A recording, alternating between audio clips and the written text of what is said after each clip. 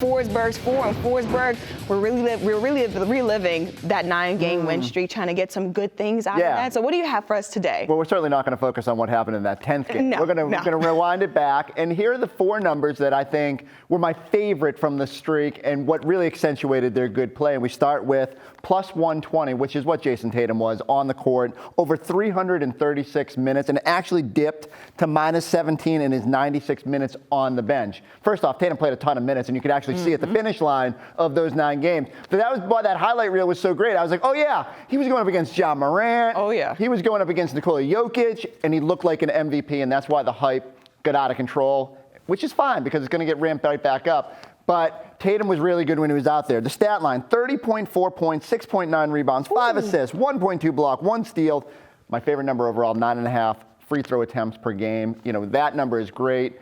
Tatum did everything he could, and he's not even shooting the ball great yet. Imagine once that 3-pointer starts falling for him. So that could be even more glitzy of a stat line moving forward, but they still won 9 games, so we can't complain about it. Yeah, we cannot complain at all. I'm also here for the Jason Tatum hype train, even though they just lost 1 game, but come on, let's get on that train again. All right, what's coming up next, Forsberg? All right, number 2 is 2.17, which was the Boston's assist-to-turnover ratio during this streak. Now, let's think about what bugged us the most in the playoffs last year. The Celtics perpetually turning the ball over, shooting themselves in the foot, and maybe quite literally fumbling away banner 18. And it's no surprise that at the end of this streak, what happened? They kind of got sloppy with the basketball. But what I love throughout this, look at me, Marcus Smart just zipping those passes interior.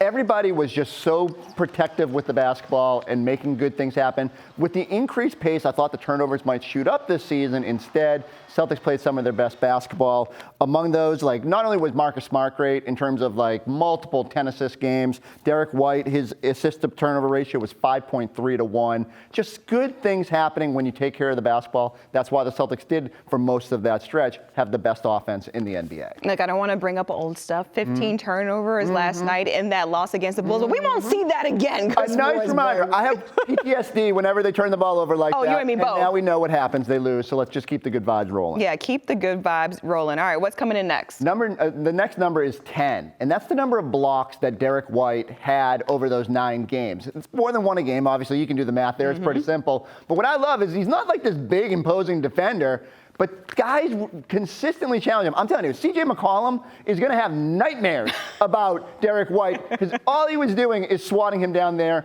in New Orleans. And this is, for me, Derek White has such value because he makes good things happen on both ends. He's been one of Boston's most consistent defenders. Everyone is shooting 7.9% below expected field goal percentage against him. And this is the one that really sticks out to me. Derek White is a magician in transition. He is going back, he's backpedaling, and he's either blocking dudes or preventing them from scoring. Shout out Derek White. I think as the Celtics try to figure out their defense, Derek has been the beacon for what they should strive to achieve. I really love Derek White through this 9-game win streak, just being physical out there on the floor, but then also stepping up with Marcus Smart not being in the lineup. He looks so much more comfortable. He's starting. It doesn't matter. Derek White does good things. Doesn't matter. He's going to do whatever job you tell him to do. All right, last but not least, what do you got? Last number is plus 41, which is what the bench was over this 9-game stretch. Doesn't sound like a huge number, but the next closest among all NBA teams in that span was plus 23. So there's a little something good happening. And I thought, again, we talk about it. Derek White going up to a starter because there's injuries. You got to call up Grant Williams and be a starter. But what happened was the Celtics were really good no matter who was out there, whether it was Luke Cornett throwing the moose ears up over there, whether it was Peyton Pritchard getting called on in that Oklahoma City game, whether it was Sam Hauser continuing to be an absolute juggernaut as a plus-minus guy.